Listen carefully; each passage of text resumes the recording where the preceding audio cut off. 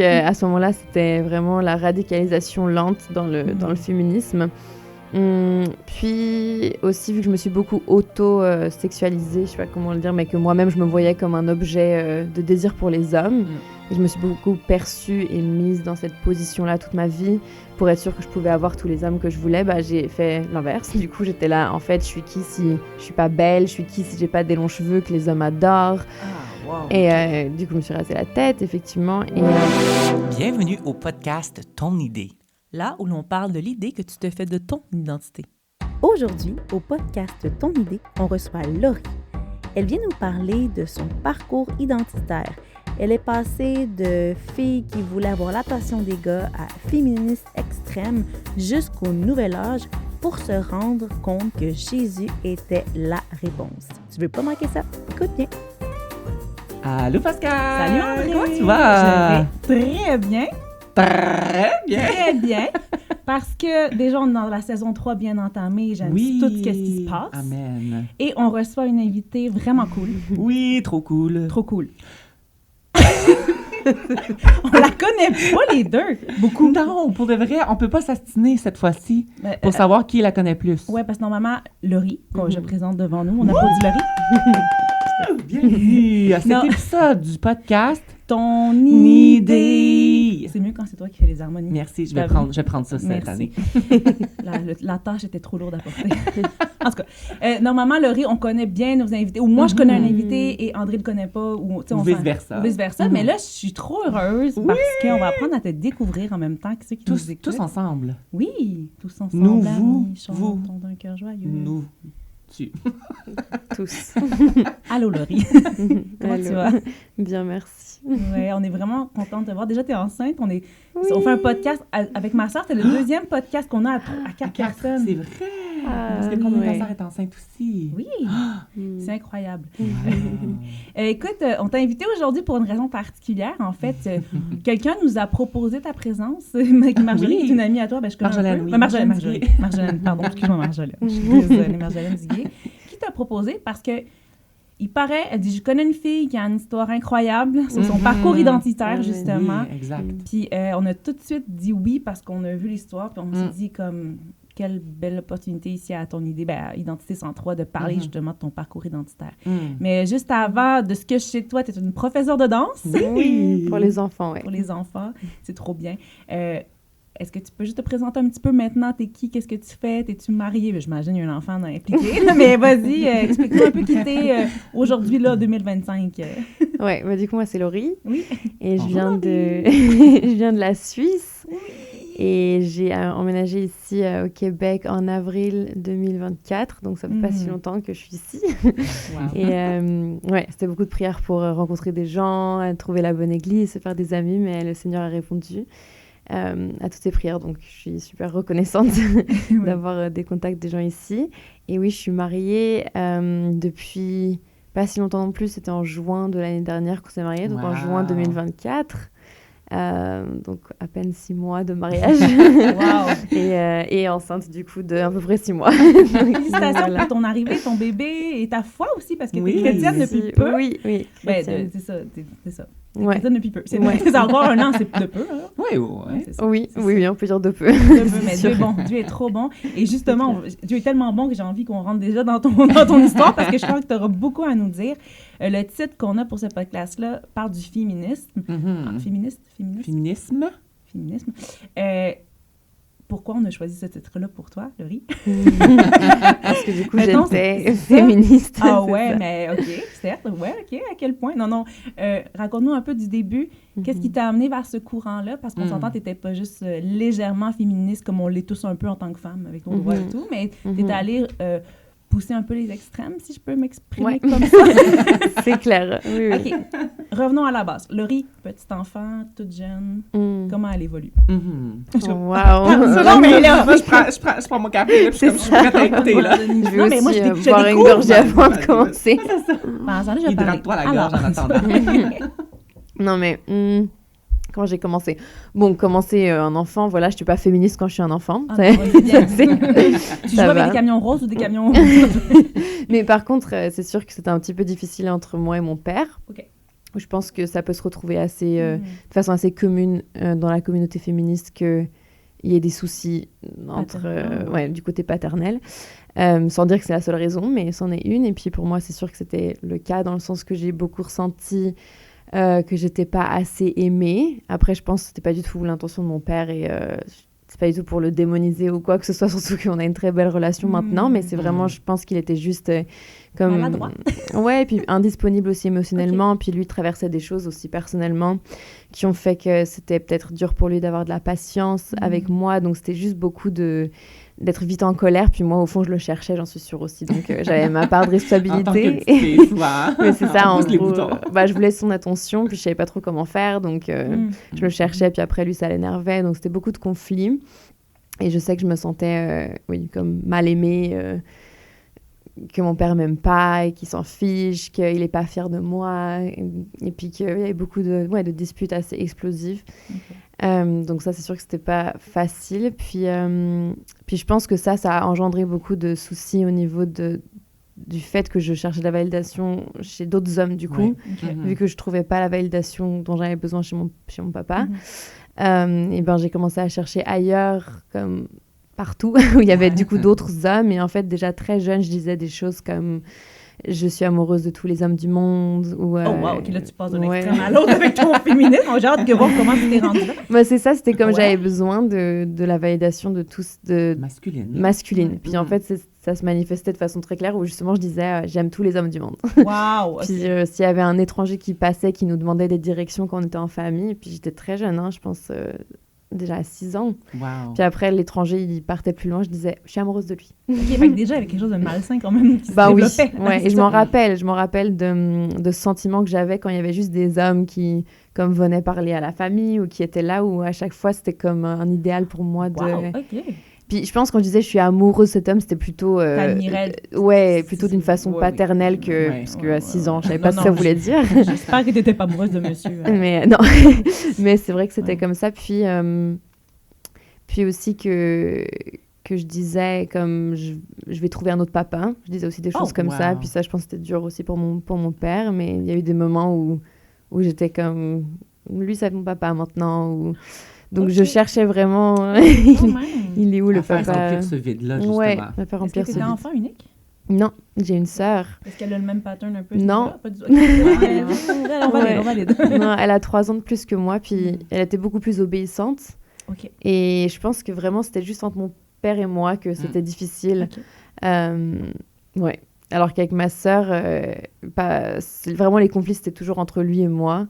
Et ma sœur était beaucoup plus à l'extérieur, ce qui l'a aussi affecté, pas forcément si positivement que ça non plus, parce que du coup, elle était comme de côté dans la famille. Moins d'attention. Moins d'attention. Puis c'était un peu elle qui était toujours là pour me récupérer quand j'étais triste, quand je pleurais, parce que j'ai peur que les parents divorcent à cause de moi, parce que ça va pas avec papa. Donc, ma sœur, c'est un immense système de soutien encore aujourd'hui. Je t'aime, Manon. Manon, nous aussi, on t'aime, nous aussi. Manon, shout out Manon. Je l'aime trop fort. Et c'est sûr que juste après mon mari, c'est elle, la personne vers qui j'irais. OK. Puis, excuse, je peux... Non, moi, j'allais juste faire du coup, est-ce que ça l'a affecté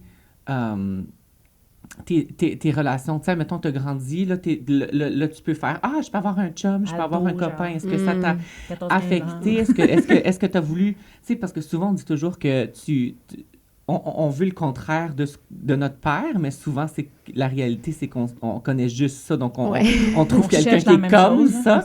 Est-ce que ça l'a affecté du tout ta recherche de petits copains?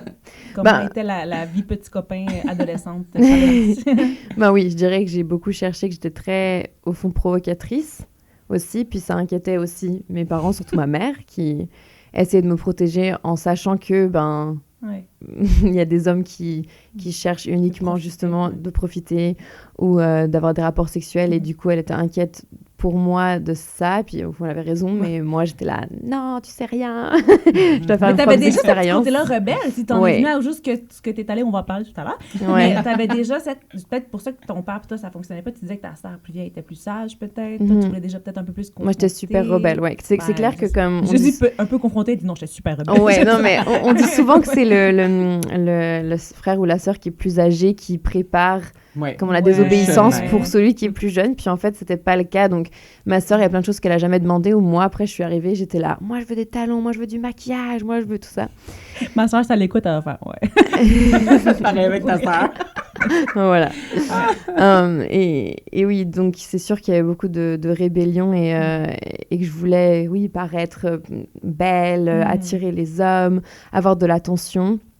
Et franchement, je pense que c'était un stade où c'était obsessionnel. Je pourrais dire que c'était comme une addiction, sincèrement, parce que il y avait vraiment toute une partie de ma vie, je dirais, quand même toute mon adolescence jusqu'à être jeune adulte, jusqu'à la vingtaine, où vraiment, quand j'entrais dans une pièce, je vais genre sonder les gens qui sont là, trouver l'homme avec qui je peux être. Matcher, là. Avec qui, puis je pense qu'au fond, c'était inconscient, mais j'allais tout de suite savoir, c'est lequel l'homme que je vais, au fond, pouvoir dominer, que je vais pouvoir... que tu vas pouvoir séduire, que tu vas séduire. Garder cette fameuse tension-là que beaucoup, en fait, t'es pas la seule. Je pense qu'il y a énormément de... Moi, je la cherchais quand j'étais ado, mais comme cette... Non, mais c'est vrai, là, cette espèce de... Même si j'étais chrétienne gentille puis je voulais pas faire rien de... J'aimais ce petit visage de faire comme... Il m'aura pas. Mais genre, moi, je le veux. Mais il m'aura pas. Ouais, I feel that. Moi, il pouvait m'avoir. C'était plutôt vraiment genre comme... une fois, quelqu'un m'avait qualifié de... quelqu'un m'avait qualifié de mangeuse d'hommes. Ça m'avait vraiment blessée à l'époque. Ah ouais? Ouais. Pourquoi? Mais parce que c'était négatif, comme toi, tu t'attrapes les hommes et tu leur fais du mal. Et moi, j'étais... mais au fond, c'est pas faux. Et donc, comme j'entrais quelque part, je regarde, inconsciemment, je sais tout de suite, en fait, c'est lequel l'homme qui est assez vulnérable pour qu'il va être super heureux d'avoir de l'attention, d'être avec moi. Tu pensais que tu avais du contrôle, mais dans le fond, tu faisais juste plaisir au gars. Puis je pense que des fois, j'ai quand même blessé des gars, parce qu'au fond, moi, c'était complètement pour les utiliser. Et c'est triste, mais j'avais pas vraiment un intérêt plus profond que ça pour la personne, pour ce que c'est qui. C'était plus comme tu avais plus un intérêt pour le jeu que la personne. J'ai besoin qu'il soit avec moi. J'aime tellement ça que tu mentionnes ça, parce que souvent, les filles, on est très facile à se victimiser. C'est souvent les gars qui font ça avec les filles, mais il y a tellement de filles qui font ça. Ouais, moi, je le faisais à fond. Ouais, je comprends. Non, mais j'ai brisé plein de cœurs, vraiment. Assumez-vous, mesdames, arrêtez de faire ça. Non. Mais je comprends. Non, mais je comprends. C'est ça. Ouais, donc beaucoup de cœurs brisés, d'hommes qui ont été avec moi, qui espéraient peut-être plus. Et puis moi, j'étais juste comme là, je vais jouer comme ci, je vais jouer comme ça, je vais avoir ce que je veux, puis après, je vais partir. C'est ça. Et après, bien sûr, il y a plein de fois où ça m'affectait aussi moi négativement, parce que c'était pas toujours comme ça, parce que je suis persuadée qu'au fond de mon cœur, j'avais vraiment envie de trouver un mari, au fond du fond. Oui, non, mais c'est et donc, il y a aussi, je dirais que j'avais plus de pouvoir avant la sexualité. Puis par contre, du moment où la sexualité, elle est arrivée dans ma vie, j'ai commencé à du coup coucher avec des hommes. Là, c'était beaucoup plus moi qui souffrais, je pense, au final. C'est tellement... Maintenant, tu dois le comprendre maintenant, pas à l'époque. Là, je sais pas. Parce que c'est ça qu'au profond de la femme, on a beau se mentir à nous-mêmes, mais ça l'arrache un morceau de toi. C'est sûr. Et c'est vrai que des fois, les gens, ils aiment pas mettre en avant la différence de l'expérience sexuelle entre un homme et une femme, mais c'est tellement différent, je pense, d'avoir quelqu'un qui vient dans son corps ou d'aller dans le corps de quelqu'un. Enfin, c'est pas la même expérience, d'après moi. Et c'est sûr que même si je me mettais partiellement moi-même dans ces positions-là de coucher avec ces hommes, enfin, clairement, je participais à ça. C'était volontaire, mais ça venait quand même d'un traumatisme, donc...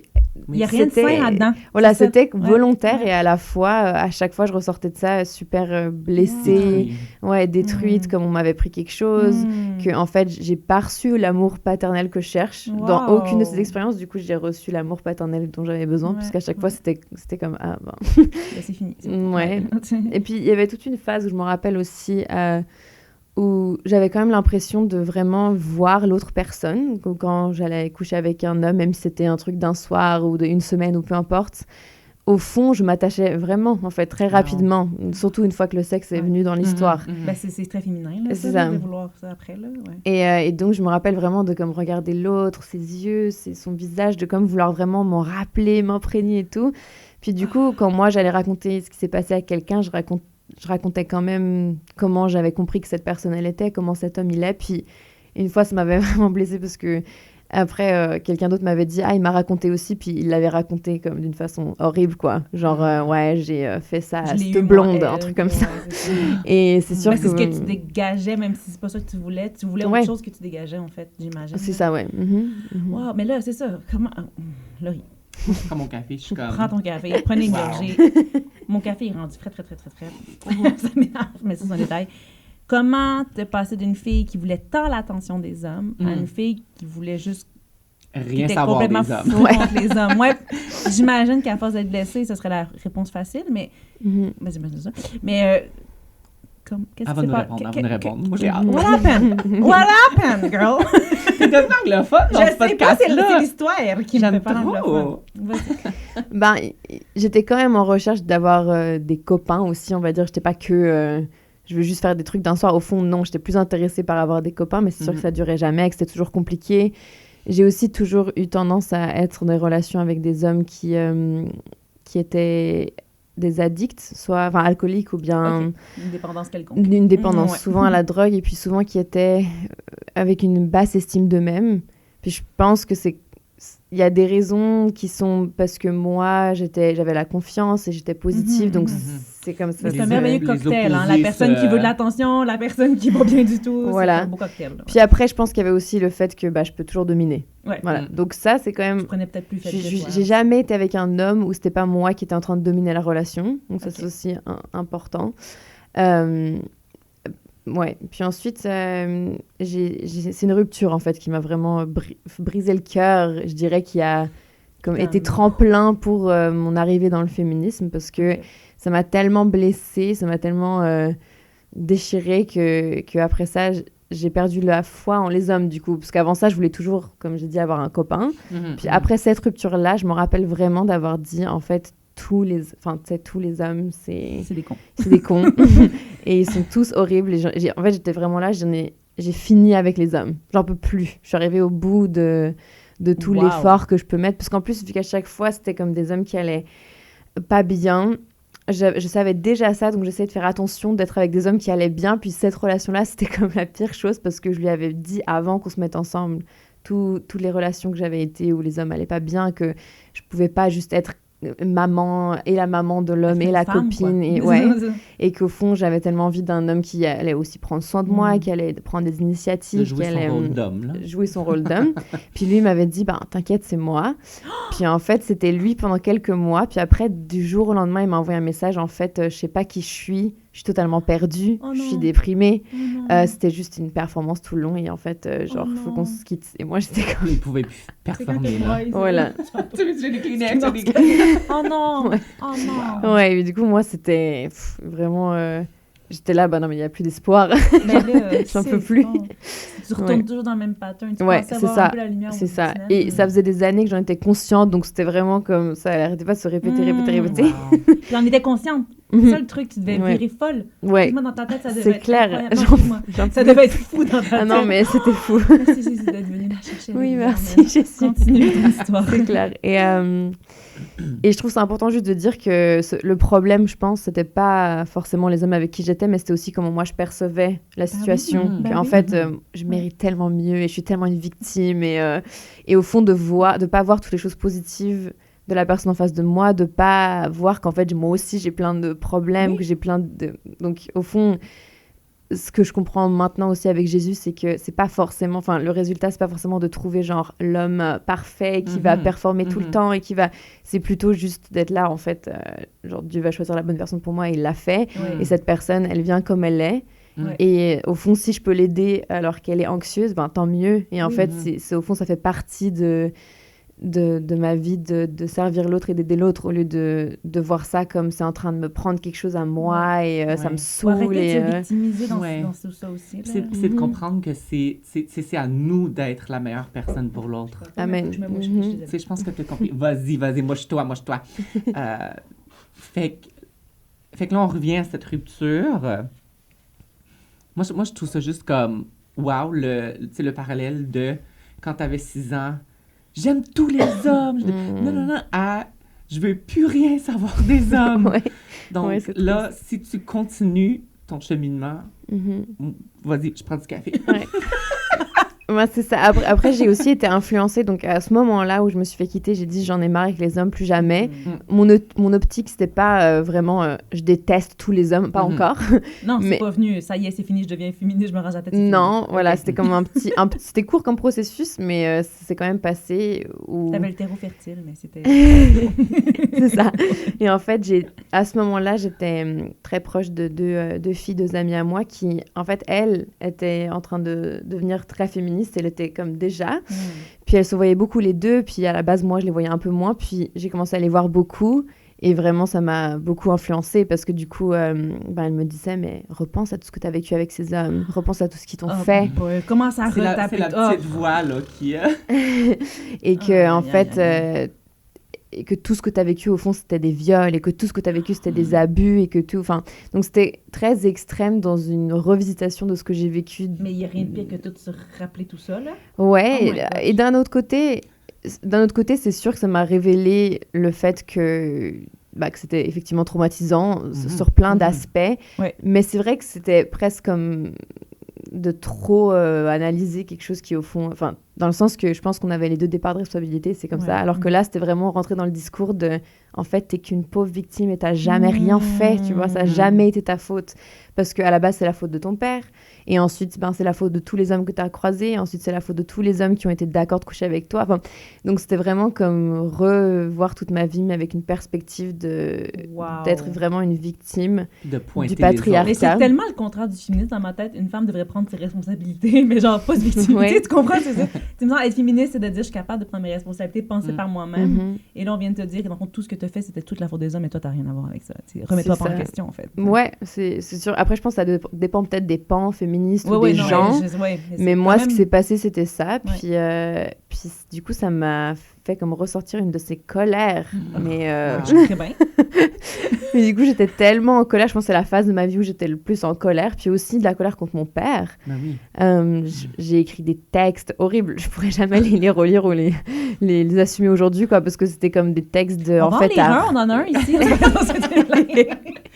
Mais t'étais pleine de rage, mais c'était comme t'as ruiné toute ma vie. C'était... Puis après, je comprends qu'il y avait une part de moi où je voulais vraiment que mon père se responsabilise de d'avoir pas été un très bon père. Donc ça, je comprends cette partie de moi qui voulait ça à ce moment-là, mais c'est juste pas du tout la bonne façon. Enfin, c'est ça. D'autres moyens de guérir. Si vous êtes fâché contre papa, envoyez-lui pas des textes, là, OK? Ben, en tout cas, il y a d'autres moyens de guérir, guys. C'est ça, Jésus. Alléluia! Amen. Non, donc à ce moment-là, c'était vraiment la radicalisation lente dans le féminisme. Puis aussi, vu que je me suis beaucoup auto-sexualisée, je sais pas comment le dire, mais que moi-même, je me voyais comme un objet de désir pour les hommes. Et je me suis beaucoup perçue et mise dans cette position-là toute ma vie pour être sûre que je pouvais avoir tous les hommes que je voulais. J'ai fait l'inverse. Du coup, j'étais là, en fait, je suis qui si je suis pas belle? Je suis qui si j'ai pas des longs cheveux que les hommes adorent? Et du coup, je me suis rasé la tête, effectivement. Et pour voir ce que ça faisait. Puis c'est sûr que ça... c'est sûr que ça a affecté le regard des hommes sur moi dans le sens que je recevais moins d'attention. C'est ce que tu voulais à ce moment-là. Mais ce qui est intéressant, c'est que c'est ce que je voulais, mais ça m'a quand même fait souffrir. Donc en fait, le truc, c'est que tu vois, quand on dit que je suis passée de vouloir la validation des hommes à plus, c'est pas vrai. Enfin, au fond, c'est jamais parti... Enfin, c'est pas parti avec ça parce que c'était comme... c'est vraiment ce que j'essayais de faire. Genre, je déteste les hommes et je veux pas leur attention. Et je me rase la tête comme ça, ils me regardent pas. Mais au fond, ça me rendait triste. Au fond, il y avait... tellement comme compassion de la Laurie, de petite Laurie dans ce temps. Dans ta tête, ça devait être le chaos. Ouais, c'est clair. Pauvre enfant. Excuse-moi, mais là, encore une fois, merci Seigneur. C'est vrai. Continue. C'est ce que Dieu devait penser, pauvre enfant, tu sais. Ah non, mais sérieux, ça me donne envie de voir toutes ces femmes-là comme oh mon dos, mais en même temps, je peux aller leur faire des câlins.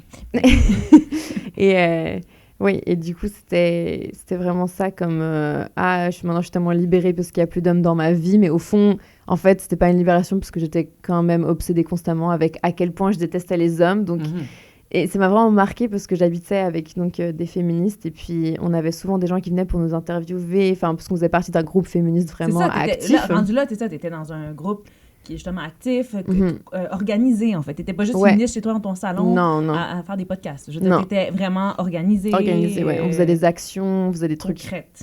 des trucs illégaux. Quel genre d'action illégale? Mettons, une légale, mettons.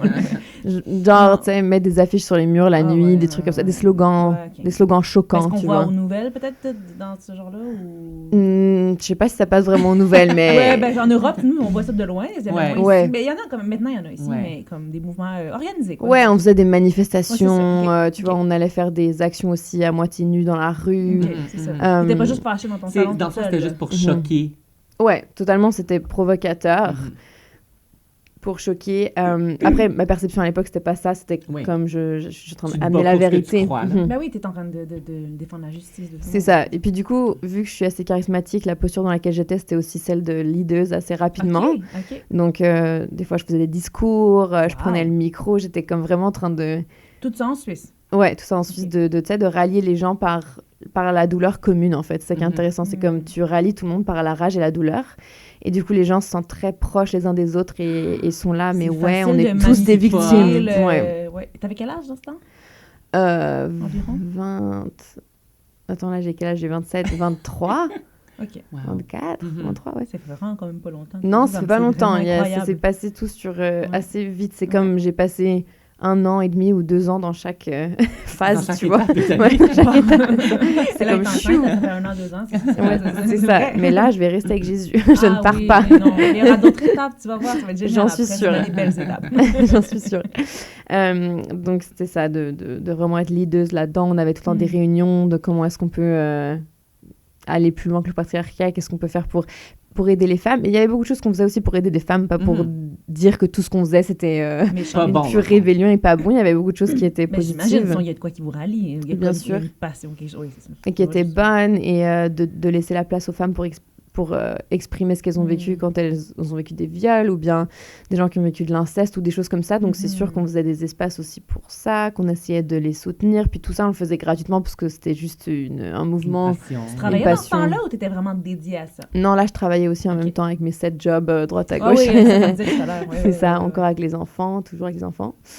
Et puis, à travers ça, comme j'ai dit, beaucoup d'obsessions de détester les hommes et beaucoup de discussions par rapport à ça. Puis une fois, il y a cette personne qui est venue nous interviewer et qui a dit « Mais en fait, vous parlez que de ça tout le temps. » Mais elle l'a pas dit méchamment, mais elle l'a juste lancé comme ça. « Ah, en fait, vous êtes tout le temps en train de parler de ça. » Du dégoût des hommes. Du dégoût des hommes. Et en fait, ça m'a vraiment marqué après ça. Et j'y ai réfléchi et j'étais là, ouais, c'est vrai. En fait, ma vie entière, elle tourne quand même encore autour des hommes. Du coup, je me suis rendu compte, avant, elle tournait autour des hommes parce que j'étais tout le temps en train de regarder qui c'est qui va me donner de l'attention.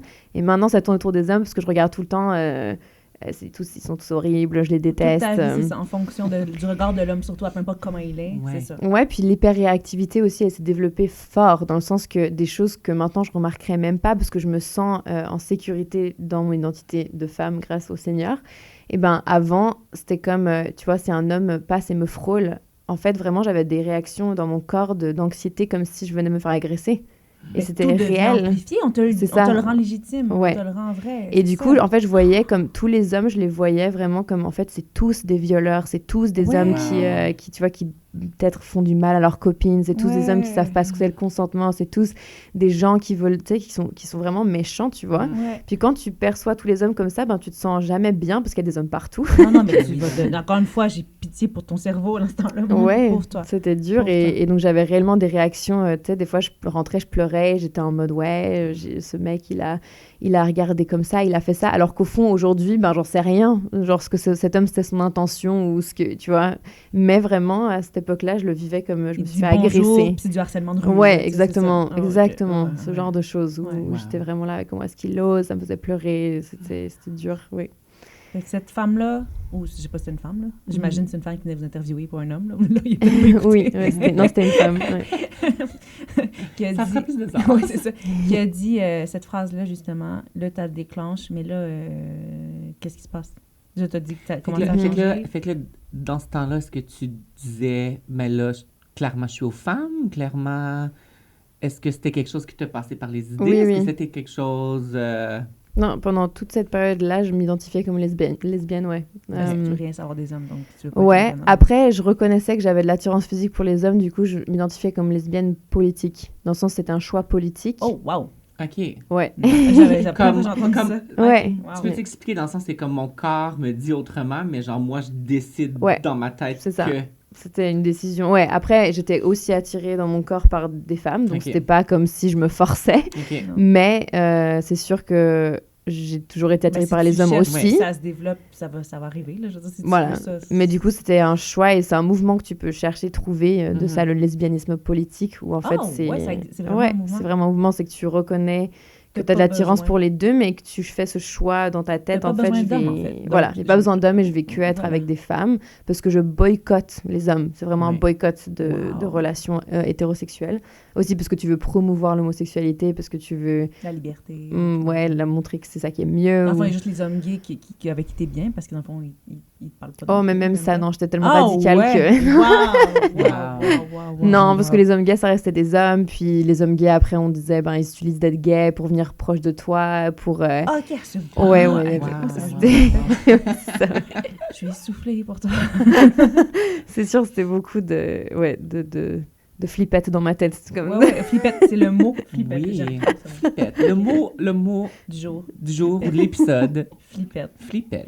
Écoute, ouais, OK, ben là, je sais pas si j'ai envie de rentrer là-dedans tout de suite, à savoir Dieu, il est où dans tout ça? Mais je pense que t'as mais il était t'avais eu là, une autre phase visiblement. avant Dieu, non? Ouais, enfin, c'était comme la phase nouvel âge. Donc, j'ai eu aussi cette phase-là Oh, juste avant. wow!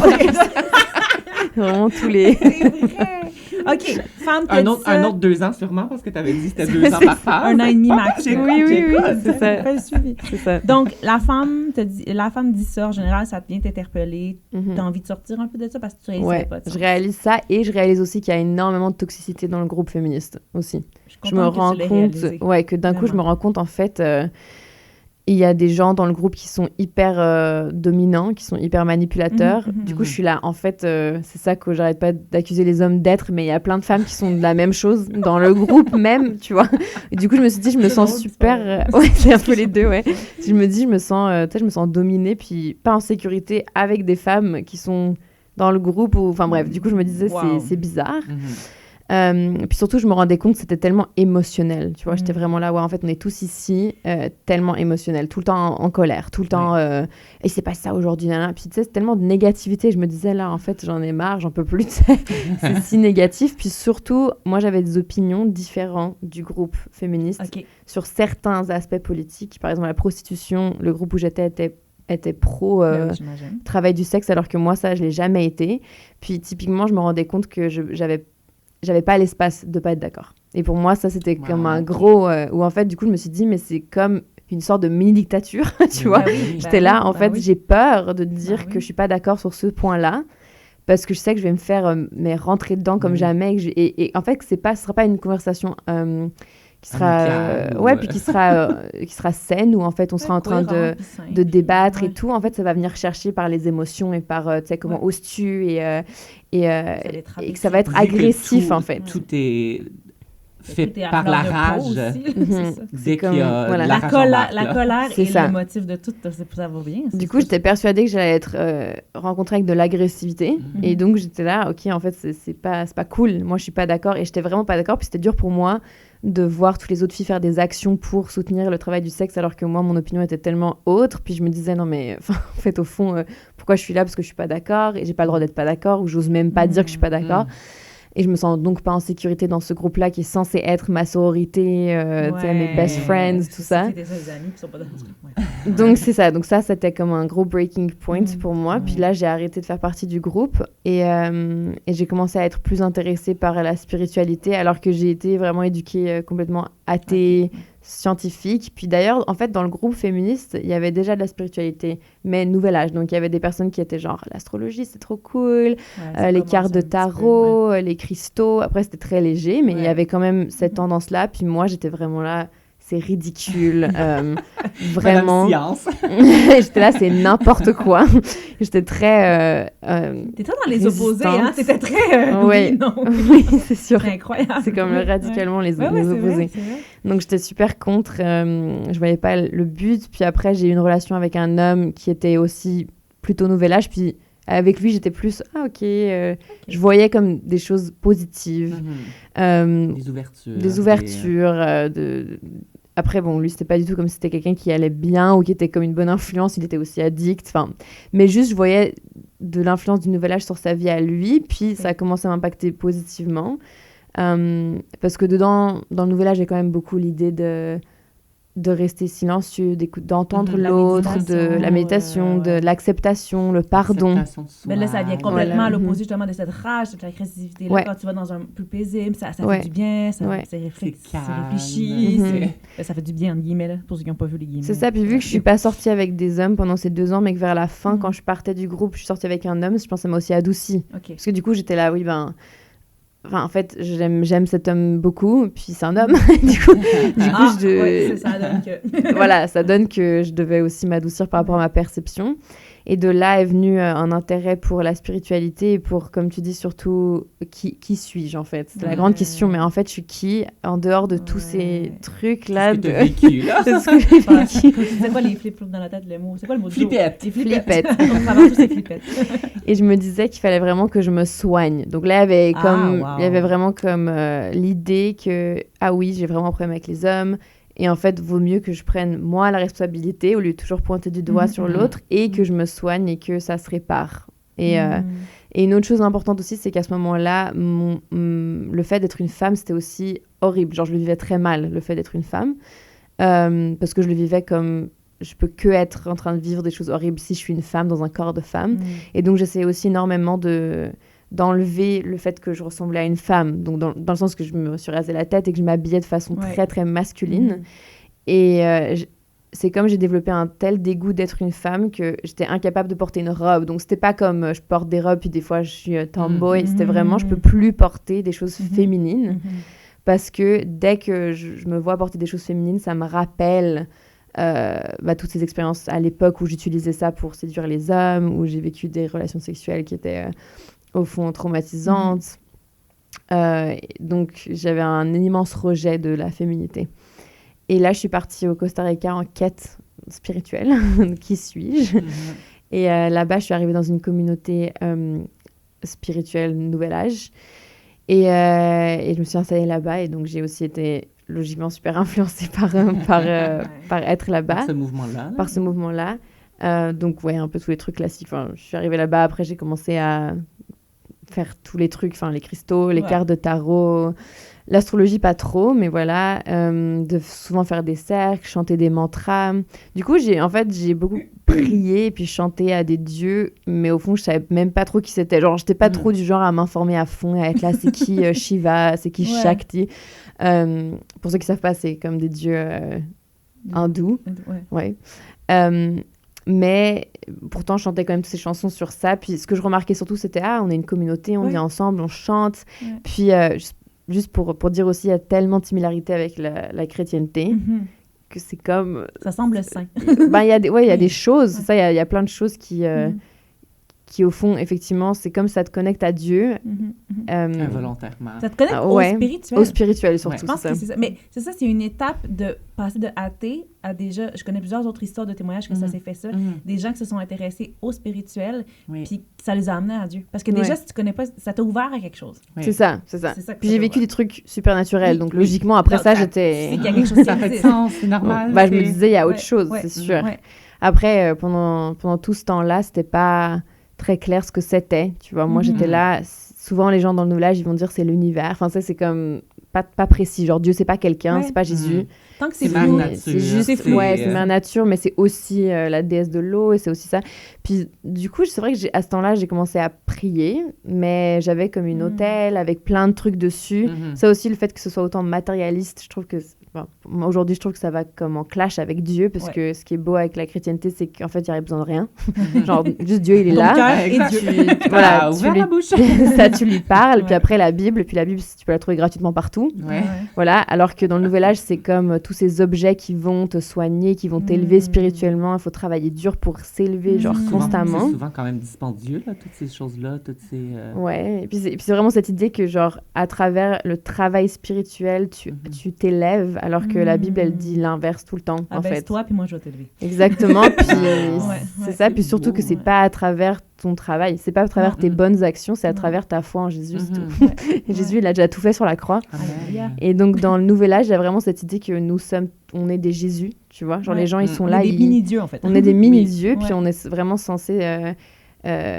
sacrifier ça ou même se sacrifier ou être sacrifié par les autres, enfin c'est vraiment plein de corrélations avec Jésus pour pouvoir soigner tu vois le passé, le futur, les esprits de la famille, les générations passées, plein de trucs comme ça.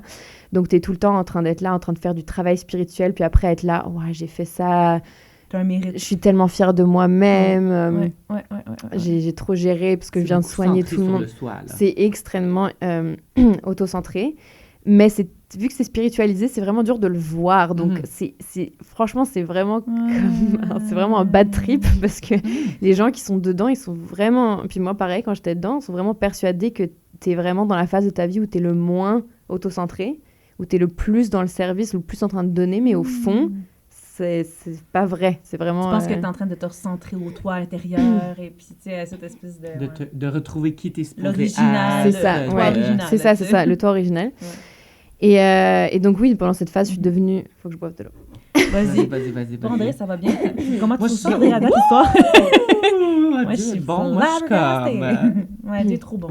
Mais on sait que Dieu est bon, mais comme c'est tellement encourageant d'entendre ce que tu partages parce que c'est ça. Les espèces d'extrêmes comme ça. Puis même quand les gens n'ont pas connu ça, mais qui sont comme nous, on est nés dans l'Église. Là. On voit beaucoup de gens nés dans l'Église. Puis des fois, on va dans ces extrêmes-là sans s'en rendre même compte en étant chrétien. C'est clair. Même de féministe, moi, j'ai eu des phases comme chrétienne de faire, la femme, c'est quoi sa place? Puis ça, je veux pas me marier, je veux pas ci, je veux pas ça. J'en ai parlé dans des millions d'histoires. Mais tu sais, de vivre mon féministe chrétienne en étant, mais Dieu, ça veut dire quoi vraiment être soumis? Ça veut dire quoi vraiment tout ça? Fait que, tu sais, justement, le nouvel âge t'a amené à Dieu.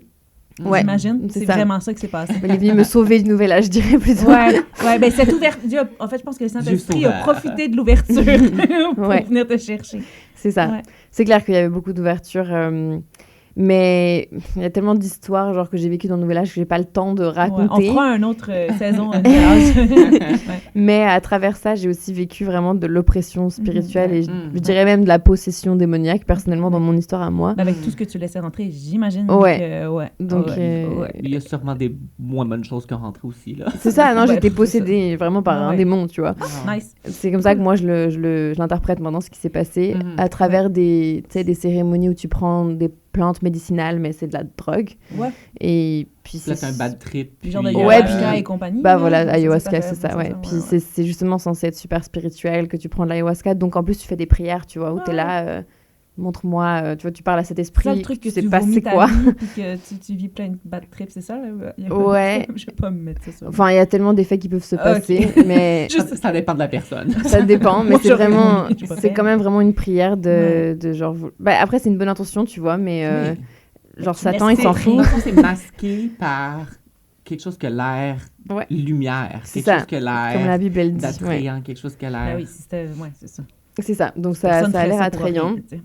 Puis, vraiment, comme on disait que t'es une déesse, t'es comme élevée, puis maintenant, tu sais bien et tu sais mieux, puis t'es calme. Puis, en soi, le nouvel âge, ça m'a effectivement réconciliée avec le fait que j'étais une femme. C'est sûr que j'étais dans la nature, j'étais avec plein de femmes qui étaient justement des déesses, donc elles portaient comme des belles robes, des colliers très féminines. Donc, ça m'a vraiment réconciliée avec ça. Il y a ça. Donc ça, c'était positif. Quand Dieu tourne le mauvais en bien, c'est ça. Exactement. Utilise ce qui n'est pas bon pour le bien. Exactement.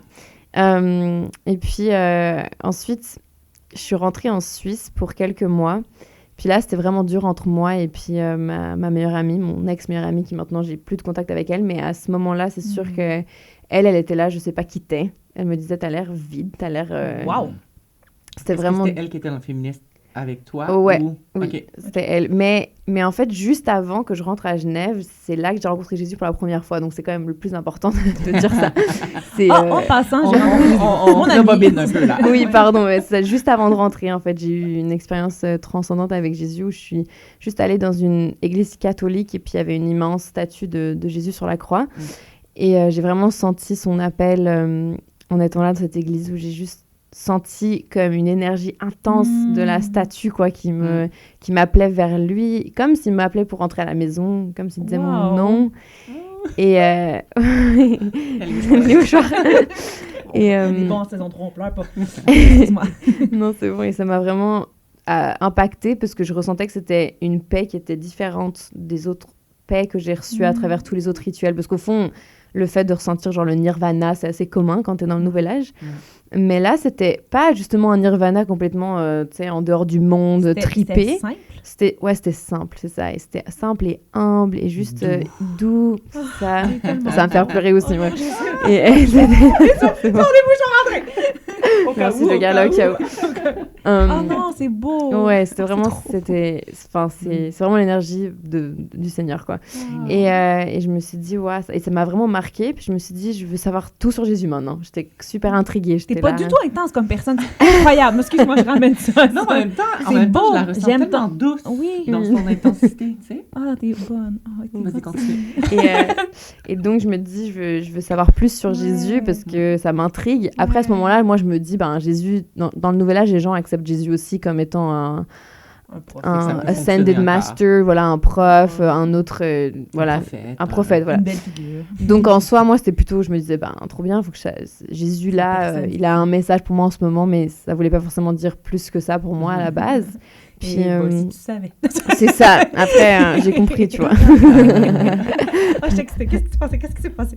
Après, j'ai un ami qui était catholique, qui est local du Costa Rica. Donc là-bas, ils sont tous catholiques. Donc lui, souvent, il combattait bien mes vues aussi. Il était là, ouais, mais l'univers, ça veut dire quoi? C'est qui? C'est comment? Enfin, donc lui, il me questionnait bien. Moi, j'étais, laisse-moi tranquille.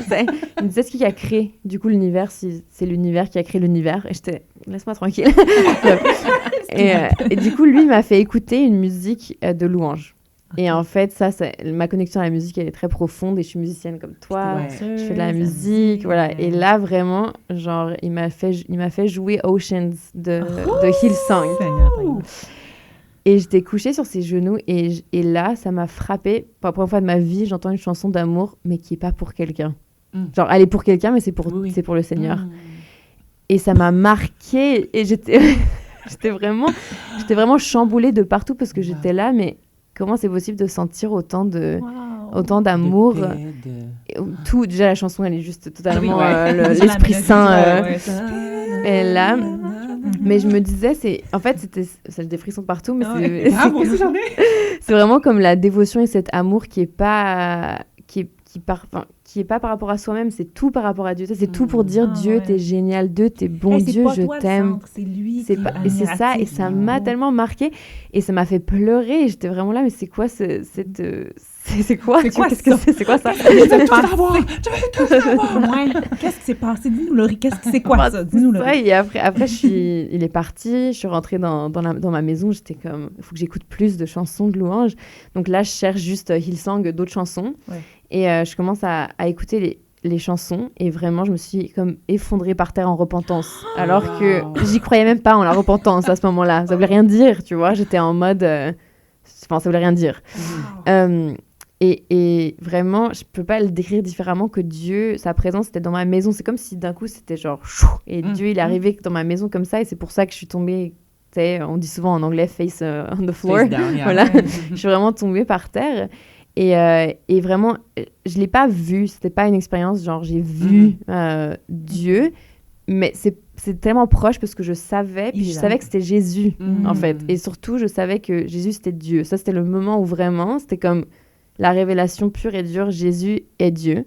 Puis tu sais, ça venait de rien d'autre que vraiment Dieu qui me l'a dit, parce que personne d'autre me l'a dit avant, tu vois. Et c'était comme dans ma maison comme ça, et c'était Dieu qui s'est révélé à moi. Bah, en fait, je suis Jésus c'est Dieu. Et tu sais, de voir en fait sa grandeur, je pense que c'est ça qui a fait que je suis tombée par terre et que je me suis repentie. Tu vois, c'est pas comme si Dieu m'a dit repentis-toi, mais c'est que je pouvais faire rien d'autre. Sa présence, elle impose ça. C'est Dieu, quoi. C'est ça. Puis il y a une passage dans la Bible aussi qui dit ça. En fait, tout le monde va professer avec sa bouche que Jésus est Dieu, est tombé à genoux. Et c'est vraiment ce qui s'est passé pour moi, où en fait, j'avais pas d'autre choix que juste d'être par terre et puis je me rappelle, j'ai tellement pleuré, j'ai vraiment demandé pardon pour tellement de choses. Je me rappelle même pas, c'était comme tellement une expérience intense. Tout s'est fait automatique. Ouais, tout se fait automatique. Puis après, j'ai senti un ange aussi. Lui, je l'ai vu, l'ange. J'ai l'impression que c'était pas super clair, genre, mais... Il y avait une présence. Il y avait une présence, ouais, qui m'a relevé, qui m'a dit « Il t'aime et tu es pardonné ». Et ça, pour moi, c'était... ça m'a aussi trop touchée parce que j'étais comme parce que moi j'étais par terre et j'étais vraiment là, mais en fait pardon, je sentais à quel point j'avais trahi le Seigneur dans ma vie. Ouais, j'ai vraiment vu les standards et la bonté de Dieu, enfin à quel point Dieu il est bon versus moi en tant qu'humain pécheur. J'ai vu tout ça, puis du coup j'étais vraiment... Au début, j'étais juste tellement triste, j'étais vraiment, mais désolée, pardon. Puis après, 7 ans, j'étais comme, mais c'est bon, il t'aime et il te pardonne. Le saut est mis. Oh mon Dieu. Tu es pardonné. Quand tu t'es levé, t'étais sûrement comme tellement légère. Brûler ta vie ou légère, un des deux. Ah, mais ça m'a pris, je pense que j'avais besoin de recover, tu vois. C'est pas comme si je me suis levée, j'étais là, ah super, tu vois. C'est que c'était tellement présent, c'était tellement... Tu as eu à avoir une bonne nuit de sommeil. Non, mais en fait, j'ai pleuré pendant tout. Tu vois, genre j'ai pleuré après ça, après j'étais dans le lit couché comme ça, j'étais juste en abandon total, j'ai pleuré, j'ai écouté de la louange toute la nuit, j'avais l'impression d'être en prière toute la nuit, je sais pas, c'était vraiment très spirituel comme expérience. Puis et puis oui, après ça j'étais là, Jésus c'est Dieu et c'est la seule chose que j'étais sûre de ça. Du coup je priais plus que à Jésus, donc il y avait plus de déesse de l'eau, il y avait plus de c'est un bon step. Ouais, je priais que au Seigneur, mais j'avais pas la Bible aussi, il faut dire, à ce moment-là. Et j'étais très contre la Bible. Donc, j'étais en mode, OK, Jésus, c'est Dieu, mais la Bible, c'est de la merde. C'est un truc... Ça s'en vient parce que Jésus est la parole. Mais ça s'en vient. Du coup, je suis là, la Bible, non, par contre, ça, je vais pas lire. Je vais faire mon propre truc avec Jésus, tu vois. Et donc... Là, je suis à moitié chrétienne, à moitié dans le Nouvel Âge. Donc, je fais encore des trucs super Nouvel Âge. Genre, t'es un bébé, là. Tu comprends tout ce qui se passe. Genre, je continue à aller à des cercles, à chanter à Shakti, tout ça. Ça n'a pas de sens pour moi parce que je suis là, Jésus, c'est Dieu. Mais je continue à faire des trucs comme ça. Genre, j'ai pas de gros moments de révélation qu'en fait, le Nouvel Âge, c'est de la sorcellerie, tu vois. Pas encore à ce moment-là. Je suis là, OK. Et je commence à lire un livre qui s'appelle Le cours en miracle. Vous connaissez ou pas? Aucune idée. Non. Est-ce que tu te souviens d'auteur? C'est Jésus l'auteur. OK. Hein? Ouais. OK. Du coup, ce livre, c'est une femme qui a channel Jésus. T'es comme quoi? Comme Jesus, c'est l'auteur ou Jésus? Genre, c'est un latino qui vos têtes, c'était trop truc. Ah! Là, t'as compris quelque chose. Non, mais ça avait l'air tellement sérieuse que, c'est Jésus l'auteur. Non, c'est Jésus. Je savais pas si on devait le dire. Elle a fait les petits... c'est Jésus. On est comme... Vous lui dites-tu? On lui dit-tu que c'est pas lui? Non. En fait, c'est elle qui a dit qu'elle a channel, elle a téléchargé tout de Jésus. Puis c'est vraiment... en fait, c'est un livre super hindouiste dans sa... J'imagine, t'as rien de sain là-dedans. Non, mais c'est un livre très hindouiste dans ses leçons. Mais l'idée, c'est que c'est Jésus qui a écrit ça. Puis en fait, vraiment, le message dans le livre, c'est... genre, Jésus dit tout le temps, genre, je suis pas Dieu, tu vois. Voilà, je suis pas Dieu. C'est une preuve que c'est pas lui qui l'a écrit. Pas celui-là, OK? On peut pas savoir c'est qui l'auteur. Et puis, nous sommes frères et sœurs, et puis tout ce que j'ai fait, tu peux le faire. On est au même niveau. C'est comme mélanger avec la vérité. Et c'est ça. Il va dire, ce que tu peux faire, je peux le faire. Mais là, c'est... Combien de temps on est dessus? On est toutes dépassées dans le temps. On est correct, là. Excuse-moi, on veut pas... justement 50 minutes, là, fait que... J'essaie de parler vite. Non, mais en 5 minutes. Ça va à 1 heure, on s'en fout. C'est pertinent. Restez avec nous. Ne vous endormez pas. En fait, je pense pas que le monde dorme. Le monde est sur le bout de leur chaise. Ben oui, comme nous. Moi pas. On reste là avec ton bébé. Voilà, tranquille, au fond de la chaise. Non, et puis donc... je lis ce livre et ça me rend super confuse aussi, parce que je lis puis je suis là, ah ouais, mais d'un côté je prie à Jésus et je suis trop en mode waouh, Jésus mon brother, tu vois, genre, je suis là, on est trop poteau Jésus, puis trop poteau. Yeah, my bro. J'aime cette expression. On est trop poteau, quoi. Et puis ce livre, il y a énormément d'exercices pour se dissocier, pareil que dans l'hindouisme, le fait de s'élever puis de ascend, du coup, c'est tout, il y a des leçons chaque jour, puis les leçons, c'est regarde tout autour de toi et dis que ça veut rien dire. Donc, en fait, tous les jours, genre, je m'entraînais et j'étais là, Ça veut rien dire. Ouais. Voilà. Exactement. Quand tu regardes et tu dis, ce rideau ne veut rien dire, il n'existe pas. Tu ne veux rien dire, il n'existe pas. Tu ne veux rien dire. Don't talk to me. Non, et quand tu penses, au fond, maintenant que j'ai la clarté, je suis là, c'est terrible. Comment ne plus avoir d'empathie pour... Mais c'est ça. Mais c'est ça l'idée. L'idée, c'est que tu te dissocies tellement de ce que autour de toi que tu es libéré de toute souffrance, puis du coup, tu deviens comme en paix éternelle parce que t'es séparé. Tu t'en fous du reste. C'est tellement plus angoissant que la paix. Tu comprends que tout est illusion, c'est ça l'idée. Et tabarouette, ça m'angoisse plus que ça me procure la paix. Tout n'existe pas dans le fond. C'est ça, rien n'existe. Ta souffrance, ça n'existe pas. Ça aussi, c'est sûr. Ta souffrance, elle n'existe pas. Oui, il y a plein de passages sur ça. Si quelqu'un te crache au visage... Ça, c'est Jésus, entre grosses guillemets, qui aurait écrit ça? Ouais. OK, c'est ça. Jesus. Version espagnole, non. Mais du coup, le truc, c'est que dans ce livre, il y a quand même plein de trucs de la Bible qui sont amenés. Entremêlés. Ouais, donc du coup, j'apprenais comme certains trucs de la Bible en même temps, donc ça, c'était cool. Et puis après, il y avait tout le reste qui était super, qui me rendait super confuse. Mais à ce moment-là, quand je suis rentrée à Genève, il y avait ce truc avec mon amie. Je pense que c'était un mélange. Genre, elle était vraiment là. C'est qui cette meuf qui est passée d'être scientifique à être genre en adoration de Jésus? Elle devait tellement rien comprendre de ta vie. Ouais, et puis je pense aussi que vu que j'étais encore coincée dans le nouvel âge, j'étais aussi égocentrique sur plein d'aspects. Puis, vu que j'étais en train de faire tout ce truc de dissociation, elle le sentait. Donc, en fait, j'allais la voir, puis j'étais comme... C'est pour ça qu'elle t'a dit t'es vide, dans le fond. Ouais, en fait, je fermais les yeux comme ça, puis tu sais, j'étais concentrée tout le temps sur ma respiration. Elle n'existe pas. Ma respiration n'existe pas. Non, mais j'étais comme tout le temps concentrée sur moi, sur mon état d'être. Ça, c'est épuisant. Puis du coup, elle me parle et envie de... Tu vois, puis moi, je suis tout le temps concentrée sur... est-ce que là, je suis un peu moins en paix? Attends, il faut que je corrige ça. Et puis, my gosh, lourd! Oui, du coup, ça veut dire que tu ressens plus, tu sais, la spontanéité ou genre la... Mais t'es un robot, dans le fond. Un peu, ouais. C'est ça qu'elle me disait. Et en même temps, j'étais super proche de Jésus à ce moment-là. Enfin, Jésus était vraiment en train d'essayer de m'aider. Il travaillait tranquillement. Et donc, à ce moment-là, elle m'a dit, j'ai pas envie de te voir, je peux pas te voir pour un certain temps. Moi, j'étais comme, OK, Dieu, si c'est comme pas, ça. Non, j'étais triste, mais j'étais là. Mais ça n'existe pas, ta tristesse. Voilà, ça n'existe pas. Voilà. Et j'étais comme, OK, c'est comme ça. Puis après, pendant 1 mois, j'ai marché avec Jésus, mais tu sais, comme ça. Tu veux découvrir ta véritable identité? Eh bien, procure-toi le livre d'André Lefebvre, Varie. Tu peux te procurer le livre sur notre boutique en ligne d'identitécentrale.com et même sur Amazon. N'oublie pas, il est aussi disponible en anglais. Bonne lecture! Donc, j'ai rencontré Jésus une 2e fois dans ma maison à ce moment-là, après ces 3 jours de jeûne.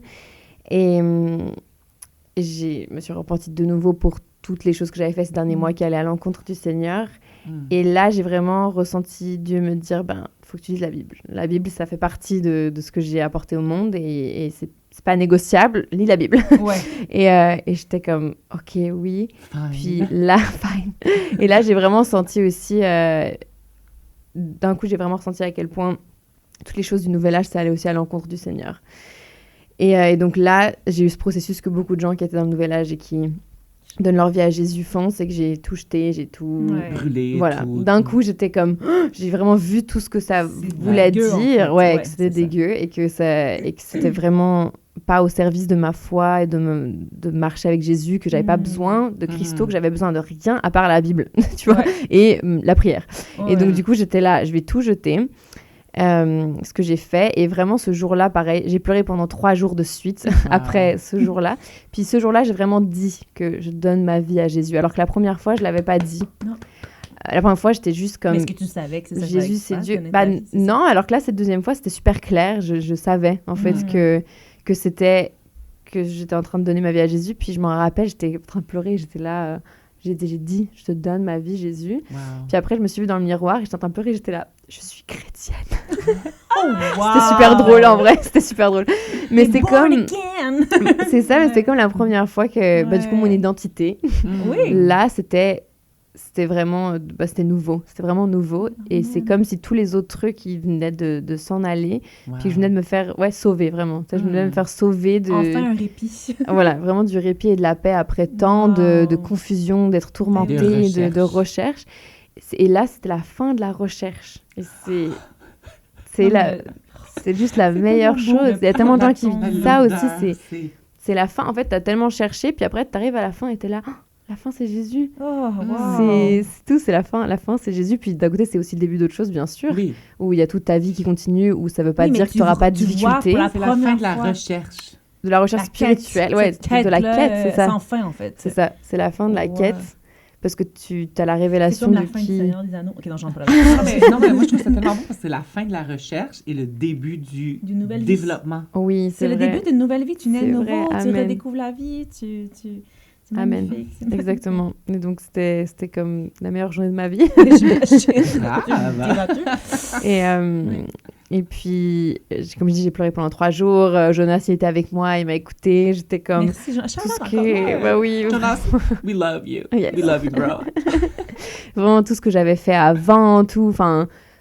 Et puis j'étais vraiment là, mais c'est quoi du coup les standards du Seigneur? C'est qui? Je veux savoir, je veux respecter Dieu. J'ai vraiment pas envie de faire des choses contre lui parce que une fois que tu donnes ta vie à Jésus, t'as comme tellement cet amour du Seigneur aussi que tu veux lui plaire. tu veux la pas. crainte de Dieu, c'est la Ça fait que t'as juste pas envie de pécher, tu vois. T'es genre en fait j'ai pas envie. Je veux pas qu'il soit triste. Et après c'était quand même dur parce que ça a changé beaucoup de ma perception sur beaucoup de choses, aussi politiquement et puis. Toutes mes croyances, elles ont comme changé avec aussi ça, mais c'était vraiment à travers la prière où je me rappelle qu'il y avait des choses, tu vois, les chrétiens me disaient, par exemple, ça va contre le Seigneur. Puis moi, je sais pas si je suis d'accord. Puis du coup, j'amenais ça en prière, tu vois. Et je priais et j'étais là, ok, Seigneur, moi, je veux savoir de toi. Est-ce que vraiment... T'es déjà mature le début de... Mais beaucoup sont chrétiens depuis des années, ils font pas ça, hein? J'étais là, je veux savoir de ta part à toi directement, si c'est vrai ou non. Ou est-ce que c'est juste moi qui n'ai pas envie que ce soit vrai parce que je veux quand même pouvoir pécher. Tu voulais plus te faire jouer non plus, tu voulais voir valider avec la source. Oui, c'est ça. Tu pouvais faire maintenant. C'est ça, puis du coup, c'est Dieu qui confirmait, tu vois. Non, c'est vrai, ça, c'est... Ça, il n'y a pas de... Tu vois, ça me glorifie pas. Et c'est tout, ça me glorifie pas et ça pourra jamais me glorifier, puis je suis en... Ah, ok, tu vois. Et après, peut-être qu'il y a des choses qui sont des péchés pour certains, puis pas pour d'autres. Mais en tout cas, j'ai eu beaucoup de révélations et de convictions personnelles à travers la prière avec le Seigneur dans ce temps-là. Et ça a beaucoup, comme j'ai dit, changé ma perspective, changé mon positionnement sur beaucoup de sujets, sur la valeur de la vie, enfin plein de choses. Et voilà, après ça, j'ai rencontré mon mari 2 semaines après. Pour donner ma vie. On disait-tu qu'il était extrême, pas du tout. Mais le Seigneur m'a prévenu en plus, c'était vraiment beau. Comme le jour juste avant qu'il y ait ce deuxième moment où je donne ma vie au Seigneur, il m'a dit que le prochain homme avec qui tu vas être, c'est ton mari. Puis à ce temps-là, c'est trop chouette. Thank you, Jesus. Parce qu'en plus, à ce temps-là, pour moi, mari, ça résonnait pas du tout avec moi. Genre, moi, je parlais de d'âme sœur, d'avoir mon partenaire de vie, mais jamais j'aurais utilisé moi-même le mot mari. Donc, pour moi, c'était super clair que ça venait du Seigneur. Préparé d'avance, là. Et mais juste dit, tu vois, il m'a dit, le prochain avec qui tu vas être, c'est ton mari. Et moi, j'étais, mon mari, ok. Puis, tout ce que ça implique. Tu sais, j'étais vraiment là, mais c'est qui, c'est quoi? Tu sais, j'étais comme en train d'imaginer, est-ce que c'est lui? Est-ce que c'est bizarre? Tu sais, puis je connaissais pas beaucoup de chrétiens. Puis comme j'ai dit, on était très très peu de chrétiens dans la montagne. Et puis là, mon mari, je l'avais déjà rencontré au fond, mais il est quand même plus âgé que moi, il a une fille, puis on n'avait pas connecté plus que ça, donc même si je m'entendais... C'est là que tu t'as rencontré, c'est ça que tu dis, mais là, moi, j'étais aussi au Costa Rica, donc c'est ça, on s'est rencontrés quelques semaines avant ça. Dieu me dit, voilà, je suis en mode OK. Après, on a une étude biblique tous ensemble, et puis je connecte super profondément avec sa fille. Puis après, lui vient, il commence à jouer avec nous, et là, tu sais, il se passe quelque chose tout de suite, comme juste le sentiment qu'on est une famille. Et je suis là, waouh! Bah ouais, parce qu'on joue, on a joué à, comment on dit, à tag, tu sais, quand tu tag. Voilà. C'était même pas le sentiment de genre, du passé, de genre, je veux le séduire. Non, justement, pas du tout, pas du tout. Il se passe quelque chose entre nous, y a-t-il une tension sexuelle entre nous? Non. Y a-t-il quelque chose? Non, c'était tellement différent. Tellement beau. C'était tellement différent, puis je suis sûre que Dieu, il a bien tout organisé pour que ce soit bon. Et c'est vrai que non, avant ça, quand je l'avais rencontré, enfin oui, je m'étais dit, il est beau, mais je veux dire, j'avais aucun... Il faut qu'il y ait une attirance physique, mais c'était pas malsain. J'avais juste aucun comportement du genre, je vais le séduire, je vais faire ça, je vais faire ci. Enfin, c'était pas du tout comme ça. Et puis, une fois qu'on a eu ce moment familial fort ensemble, justement, moi, j'étais là, j'ai pas envie de me faire des idées, donc j'étais beaucoup en prière, Dieu et tout. J'ai pas envie que ce soit en dehors de toi. Et puis, du coup, je demandais à Jonas, qu'est-ce que toi, t'en penses en tant que chrétien extérieur? Puis, il était là, non, moi, j'ai l'impression aussi que, j'ai senti aussi qu'il se passe quelque chose. Puis, puis il était là, c'était dans l'étude biblique, en plus, tu vois, c'est comme vachement relié au Seigneur. On a dit shout-out Jonas. On l'a déjà dit, mais encore une fois, thank you, Jonas. On va faire hashtag Jonas. On va partir un hashtag Jonas en bas des commentaires. C'est le deuxième mot du jour, c'est flippette Jonas. Jonas. J'adore. Et puis finalement, après, ça s'est fait tellement différent toutes nos autres relations, parce que on est resté, comment on dit, chaste. Oui. Ouais. Jusqu'au mariage. Bien sûr, il y a eu des moments plus durs. Enfin, c'était comme des questionnements. C'était une aventure, pas pour dire que je suis parfaite et que c'était comme parfait. C'est deux êtres charnels qui essaient de garder pur. Puis c'était notre première fois, donc moi j'étais là en train de passer ma life à Google comment date quand t'es Christian. mais j'étais là, j'ai jamais été avec quelqu'un sans l'embrasser, sans ça. Donc c'est vraiment d'apprendre à se connaître. Puis on est vraiment devenus coparents ensemble tout de suite. Puis du coup notre relation était aussi, enfin tu vois, genre je sais que c'est rapide le temps que ça nous a pris d'être ensemble, de se marier, mais en soi moi je le vois, il a déjà une fille, je le vois en tant que père. On est déjà coparents avec sa fille ensemble, donc les deux on voit comment on parente ensemble. Donc voilà, puis on a traversé beaucoup de choses compliquées aussi à travers ça, à travers être coparents, puis et puis des conflits familiaux et des choses comme ça, mais le Seigneur a vraiment protégé, enfin a vraiment été là tout le long. Et ouais, je suis très contente d'être mariée avec mon mari. On l'a rencontré à peine tout à l'heure, il a l'air très gentil. Oui, il est Son prénom c'est Radou. I love you, Radou. Radou. Fait que si t'aurais, en terminant, c'est comme un genre de... Histoire, ça n'a pas de sens. Un genre de... Tu veux dire à quelqu'un qui est à la recherche de son identité, qui est peut-être soit dans le féminisme, dans le nouvel âge, ou dans le je veux plaire à papa, je reçois pas de papa. Qu'est-ce que tu pourrais lui dire à cette fille-là ou même à ce garçon-là qui est à la recherche pour pouvoir l'aider à justement, peut-être pas nécessairement passer par toutes tes étapes, mais qui va direct vers Jésus? Le mot final, c'est que tu peux dire à... même à petite Laurie, là. C'est que Jésus, c'est ton papa. Dans tout ça. Et que du coup, tout ce que je cherchais autre part avant, que j'ai cherché dans des relations, que j'ai cherché dans tout, c'était là, c'était en Jésus au fond, et que l'identité, elle se trouve en Jésus, ce que toi aussi tu dis dans ton témoignage à toi, et que c'est Jésus qui définit qui je suis, puis c'est lui qui m'aide tout le temps dans ma vie. Donc dès que je sais que je suis en train de me comporter d'une façon que Jésus ne se comporterait pas, simplement de juste prier, de dire en fait Jésus, rends-moi plus comme toi et aide-moi à être patiente, aide-moi à être bonne, à être gentille, à traiter bien les gens autour de moi. Si j'ai fait quelque chose de faux, montre-le-moi. Et puis j'adore, il y a beaucoup de gens qui j'ai entendu ça plusieurs fois dans les cercles chrétiens, mais au fond ce qui détermine une personne qui est proche de Jésus, c'est sa facilité à se repenter, la repentance, et puis à quel point tu es rapide à la repentance, tu vois.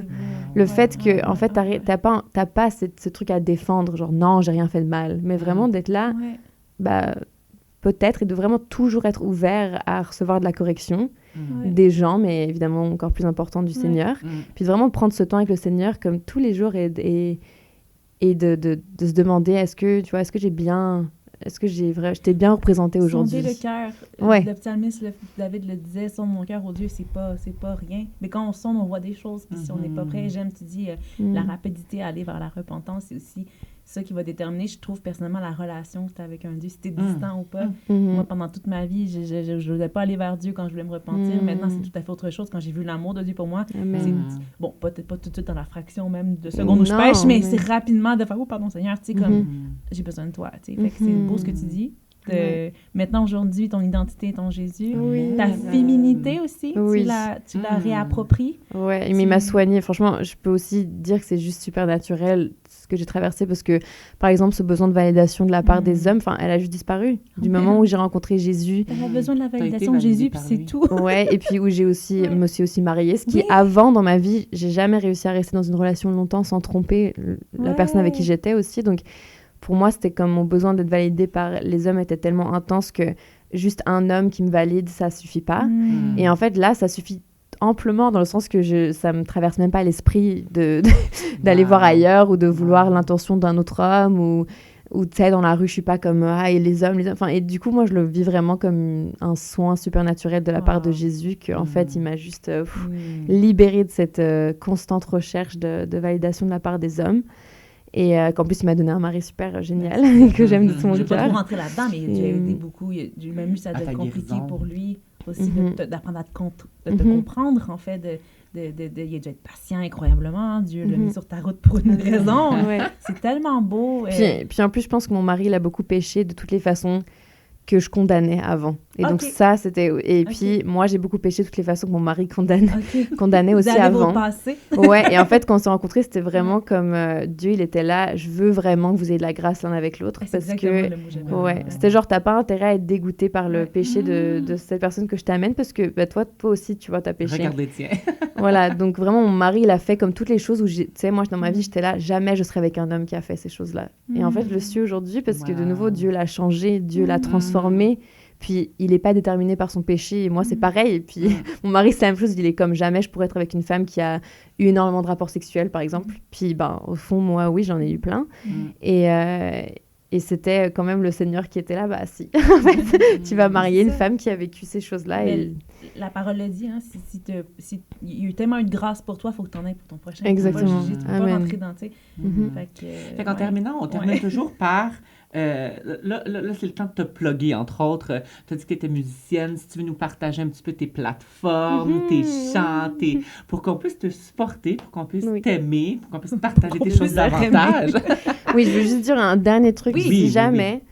toi qui regardes. Ou écoute. Toi qui regardes ou écoute.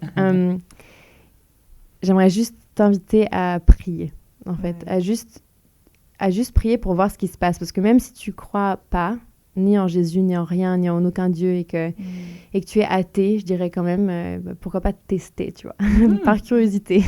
De juste prier, puis de demander à Dieu, si tu existes, révèle-toi à moi. De poser cette question. Ou de prier directement à Jésus, mais de prier puis de voir ce qui se passe après avoir fait ça. Et de savoir que vraiment les fruits de l'Esprit du Seigneur, est-ce que vous m'aidez à les dire, parce qu'il y en a 9, je ne sais pas si je sais tous par cœur, mais... Patience, unité, amour, ça. Maîtrise de soi. Maîtrise de soi, celui-là est immense, la patience, faithfulness, la douceur, kindness, toutes ces choses-là. Et c'est comme ça, au fond, qu'on sait si quelqu'un est proche de Dieu ou non.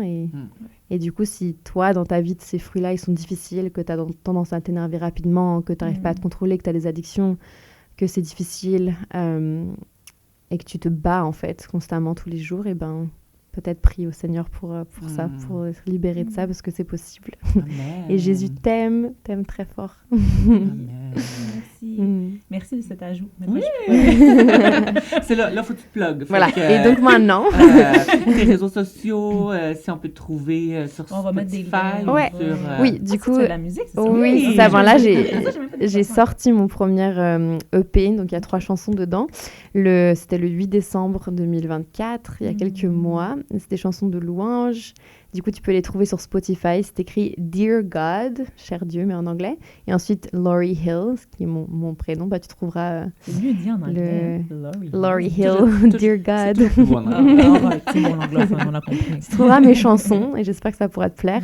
Puis là, je suis en train d'enregistrer mon album suivant. Qui, je pense, sortira pareil, peut-être en décembre de cette année, donc 1 an d'écart entre les deux, peut-être après, parce qu'il y a le bébé qui va arriver, donc je sais pas à quel point, je sais pas à quel point j'aurai le temps, trop d'investir sur ça.